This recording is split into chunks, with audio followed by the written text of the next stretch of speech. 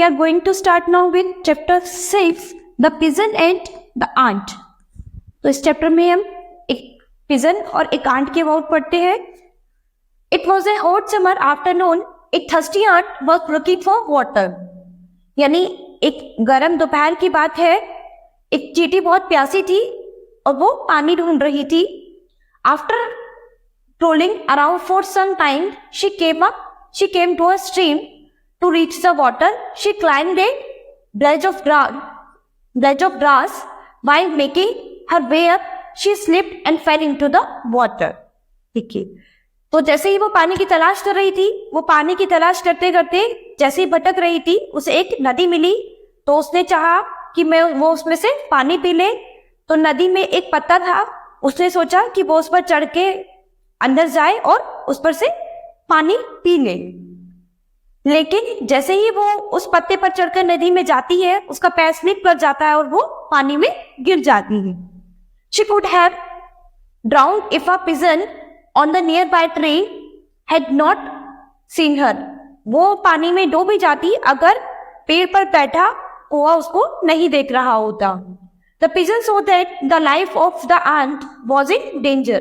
यानी कौवे ने देखा कि जो चींटी है उसकी जान जो है खतरे में है. He quickly plucked a large leaf and dropped it into the water close the struggling ant.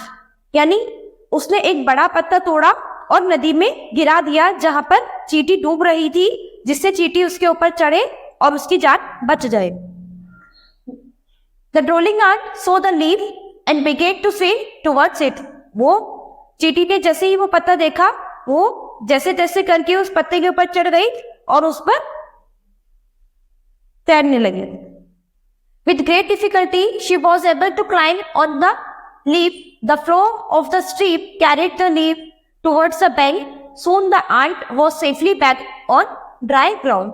यानी जैसे ही चींटी पत्ते पर चढ़ी तो पत्ता धीरे धीरे पानी को पार करके नदी के किनारे के पास आ गया और चींटी जो थी अब सूखी जमीन पर वापस आ गई और अब वो सेफ थी. The ant thanked God for saving her life by sending the pigeon.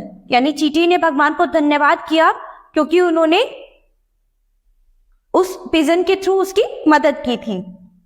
Just then the ant saw a hunter near her.